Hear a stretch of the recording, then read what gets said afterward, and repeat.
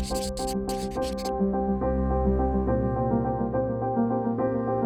everybody, George Saunders here. I wrote a book called Lincoln In The Bardo.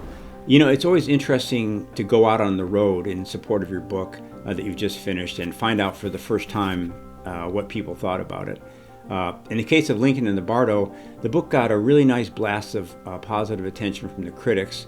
Once I started doing readings, I'd hear from people who'd started the book and just quit. You know, they'd come up to me at the signing table and say, I bought the book and I gave it my best shot, but I quit around page 30. It seemed to be page 30 was the tough page. And then at that point, because the book hadn't come together for them yet, they might get frustrated, they might even get mad and kind of toss it across the room.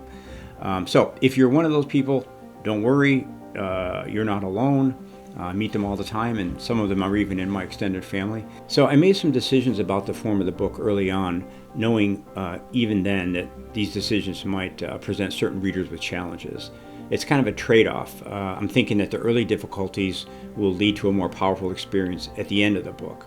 That the book would essentially, in those early chapters, be teaching the reader how to read it. But I also did know that I might lose a few people along the way. So if you're one of those I lost, I'm sorry. I didn't mean to. It's all on me. But I thought what we might do here today is just talk through the sort of opening pulse of the book. And I'm going to be giving you little hints as to where the book is teaching you to read it. So first, assisted by my pal, the wonderful Nick Offerman, who plays one of the main parts in the audiobook, let's listen to the very first few lines of the book. On our wedding day, I was 46, she was 18. Now I know what you are thinking. Older man, not thin, somewhat bald, lame in one leg, teeth of wood. Exercises the marital prerogative, thereby mortifying the poor young. But that is false. That is exactly what I refused to do, you see. On our wedding night, I clumped up the stairs, face red with drink and dance, found her arrayed in some thinnish thing an aunt had forced her into, silk collar fluttering slightly with her quaking, and could not do it. Okay, so what do we know so far? Well, we're hearing someone tell us a story. We don't know who that is, but he's telling us the story of his wedding night. And this story goes on for the rest of page 3 and 4. He's talking about how he and his new wife gradually grew closer until she agreed to consummate their marriage. We don't know who's speaking, and some people have found this a little uncomfortable. And a few even assume from the title that it must be Abe Lincoln. And they get a little confused, like, did Lincoln marry a younger woman? I haven't heard about that. But basically at this point, the author, is assuming that you're interested in how this little romantic story will turn out, and that you're happy enough to wait to find out who the speaker is. Then the speaker, whoever he is, says this.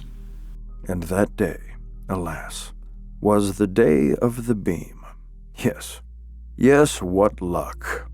A beam from the ceiling came down, hitting me just here, as I sat at my desk.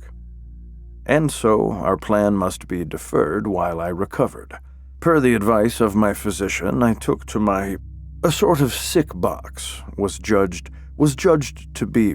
Okay, so a ceiling beam came down and hit him, and his doctor told him to go into something called a sick box.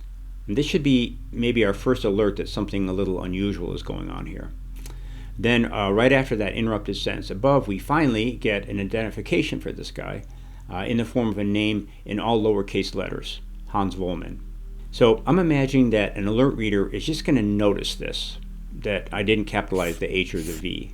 The reader sort of throws that into this little imaginary backpack called Things I've Noticed. And she's hoping that down the road that lower casing is going to be in some way meaningful. Okay, so let's rewind just a little bit before going ahead. A sort of sick box was judged to be. Hans Wollman. Efficacious. Roger Bevins III. Efficacious, yes. Thank you, friend. Always a pleasure. So Wollman gets interrupted by someone named Roger Bevins III, who's also in all lowercase letters. And Bevins is played here, by the way, by the greatest American humorist, David Sedaris. So we should now have the sense of two men talking somewhere. We don't know where. Wollman's telling Bevins a story, the story we've been hearing. We note that Bevins seems to understand this whole sick box idea. What's going on, we might feel. But we also might be imagining two men in a sort of black box setting, like in a theater in conversation. And that conversation now continues. Although I confess I was not of that mind at the time. At that time, there on the sick cart, as yet unbound, I found I could briefly leave my sick box, darting out and causing little dust storms, and even cracked a vase on the porch. But my wife and that physician, earnestly discussing my injury, did not notice. I could not abide it, and threw a bit of a tantrum, I admit, and sent the dogs yipping away by passing through them and inducing in each a dream of a bear. I could do that then. Those were the days. So here we've learned that he can leave the sick box, and when he does, no one notices it. So this is sort of more reinforcement of the idea that we're starting to get that he's in fact a ghost. And then he says this. Now I could no more induce a dream of a bear and a dog than I could take our silent young friend here out to dinner. He does appear young, doesn't he, Mr. Bevins? In his contours, his posture. Okay, so at this point, our attention has been called to the fact that there's somebody else here, i.e. besides Volman and Bevins, and that whoever that is young. So we're sort of juggling, and maybe uncomfortably juggling all of these ideas, the lowercase names, the question of what a sick box is, with coffin maybe running somewhere in our mind there, the image of two male figures having this conversation, and now a young boy, because the third person has been identified as him. So the feeling here that I wanted to get anyway was a sort of suspense, like the reader is waiting for all these bowling pins to come down and start to make some sense. So after a strange little story about Volman pooping in his sick box, in which there is the first mention of something called a hospital yard, Volman directly poses the question. Goodness, are you a child? He is, isn't he? Bevins believes so. And not only that, this kid, this boy, is only now coming into focus. He's fully formed now, which should also suggest to us that something supernatural is happening. Volman wraps up this first chapter with an apology and a conclusion. This new person is a boy, a mere lad, oh dear. And I, the author, imagine that the question that you, the reader, has is, okay, well, who is this kid? And depending how well you picked up on some of these clues we've been talking about, you might even be thinking, who is this newly dead kid? And then we turn the page. We're on page 8 now. And this, I'm guessing, is where a lot of people bail out. But here's what we get next. You know, Mrs. Lincoln said to me, the president is expected to give a series of state dinners every winter, and these dinners are very costly. If I give 3 large receptions, the state dinners can be scratched from the program. If I can make Mr. Lincoln take the same view of the case, I shall not fail to put the idea into practice. I believe you are right, said the president. You argue your point well. I think that we shall have to decide upon the receptions. The question was decided, and arrangements were made for the first reception. In Behind the Scenes, or 30 Years a Slave and 4 Years in the White House, by Elizabeth Keckley. So this new speaker tells us about Mrs. Lincoln, Mary Lincoln, and Abe's wife. We kind of assume so based on the title of the book.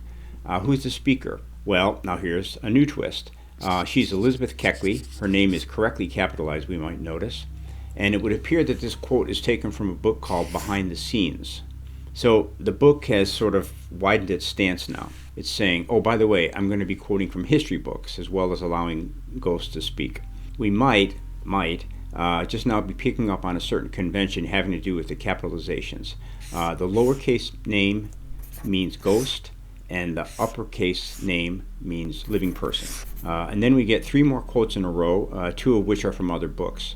Now, if at this point you, as a first-time reader, were to pause and Google these books, you'd find out that all 3 are real historical texts. Okay, and we're hearing about some party, a party that the Lincolns are planning that has caused some unhappiness. And for the first time, we hear that Lincoln's sons, Willie and Tad, are both sick. Now, that question from chapter 1, who is this kid, still hanging over the book. We might get the sense that one of these kids is the kids back in chapter 1. And when we get to this... The children, Tad and Willie, were constantly receiving presents. Willie was so delighted with the little pony that he insisted on riding it every day. The weather was changeable, and exposure resulted in a severe cold, which deepened into fever. Keckley opsit. Willie was burning with fever on the night of the 5th as his mother dressed for the party. He drew every breath with difficulty. She could see that his lungs were congested, and she was frightened. In 20 Days by Dorothy Meserve Kunhart and Philip B. Kunhart, Jr. We may start to feel that the kid in Chapter 1 is Willie Lincoln, simply because we're already pretty sure Volman's dead, and he's in the same place as this little boy, that hospital yard, which we might now be starting to understand as graveyard. And the boy here also is described as burning with fever and having trouble breathing, i.e. he's on the brink of death. So at this point, an alert reader has a few ideas. The two men in Chapter 1 are dead, and they're having this conversation in a graveyard. The little boy who's joined them is recently dead, and he may be this Willie Lincoln kid we've been hearing about. And we think this because otherwise, why is Chapter 2 even here? Then Chapters 3 and 4 describe the party, and the end of Chapter 5 directs our attention back to Willie, and Chapter 6 says it overtly. Death itself had made itself known at the door, and Willie was worse. Okay, and there's one other thing. If it occurred to the reader to Google some of the book titles here in Chapter 3, she'd find that I've expanded the book just a little more by inventing certain titles. So the book by Margaret Garrett on page 10 is the first such invention. So by now, we're on page 22. I want the reader to know that the boy back there in Chapter 1 was Willie Lincoln, and to strongly suspect that Willie has died. And then Chapters 7 and 8 confirms this with the description of Willie's funeral and of the crypt where he was laid to rest. And we may begin to think, aha, these two, Bevins and Volman, those lowercase names, are in that very same graveyard. Then Chapter 9 begins like this. Early in my youth, I found I had a certain predilection, which to me felt quite natural and even wonderful. But to others, my father, mother, brothers, friends, teachers, clergy, grandparents, my predilection did not seem natural or wonderful at all, but perverse and shameful, and hence I suffered. Must I deny my predilection and marry and doom myself to a certain, shall we say, dearth of fulfillment? I wished to be happy, as I believe all wish to be happy, and so undertook an innocent, well, a rather innocent, friendship with a fellow in my school. And again, it's a big page-long block of text, and so we can't really know who's speaking. But I like to imagine that the reader, remembering that Volman started the book off with his origin story, is now being matched by someone, and that someone, we might conclude by process of elimination, might be that other guy, Bevins.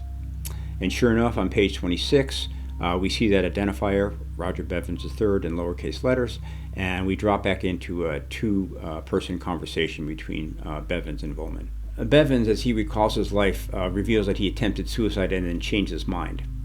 And he starts listing all these things that he doesn't want to leave behind. At that point, Volman stops him. He says he's doing it again, that listing. And this suggests that these two men, have heard one another's stories many, many times. And this, in turn, tells us something new about the world, or at least it begins to. Namely, that this obsessive, narrow, repetitive storytelling, sort of like here's how I got here, is both the way they stay here and it also has become sort of a trap for them. Then we get a reveal at the bottom of page 27 that Bevins, when he's listing all these things of the world, has started to sprout extra hands and eyes and noses and so forth. Symbols, if you will, of how much he misses the sensuality of life. And this reveal is made by Willie, the lowercase Willie Lincoln, which should close two loops in our head. First, yes, the dead child is Willie. And second, yes, lowercase name means ghost. Willie here is voiced by Kirby Hayborn, a legendary audiobook narrator. So at this point, on page 27, I'd argue that a reader has everything she needs to know to make sense of the rest of the book. We're in a graveyard, people by talking ghosts. Willie Lincoln has just died and has joined them. We're going to be cutting away sometimes for interjections from historical books for context. These ghosts seem to be here because something in the timing or the nature of the deaths was unsatisfactory to them. They weren't ready to go and so are clinging to something like life here in this place. Soon we'll find out that it's dangerous for Willie to remain here. Then we'll see the grief-stricken Abe Lincoln coming to visit, to the amazement of the other ghosts. And this unusual kind of like love-induced visitation will have the unfortunate effect of making Willie want to stay here that much more. So that's really the dilemma the book poses. Can Willie, newly reminded of his father's love, still be convinced to go on to where it's safe for him? And the subtext beneath that was always, for me, how are we supposed to live in a world that seems to want us to love one another and find certain people precious and beloved, and yet it's a completely conditional world in which everything ultimately disappears? So all of the formal and experimental and just strange, odd stuff in the book was really there just to make you feel that question more acutely. My goal was, no weirdness for weirdness' sake, no cheap experimentation. Everything's supposed to be about the emotion that you feel at the end. So I hope this has helped you to understand the book, maybe made you more willing to leap into it if you're one of those who initially bailed out. And if it's still too weird, I might recommend the audiobook, rather self-promotingly. We've got 166 narrators on there, including Don Cheadle, Susan Sarandon, Ben Stiller, my mom, my dad, and many people who, even with this explanation in hand, found the book rough going, have told me that the audiobook is kind of a nice way to ease into it. So thank you so much. In whatever form, I hope you enjoy the story.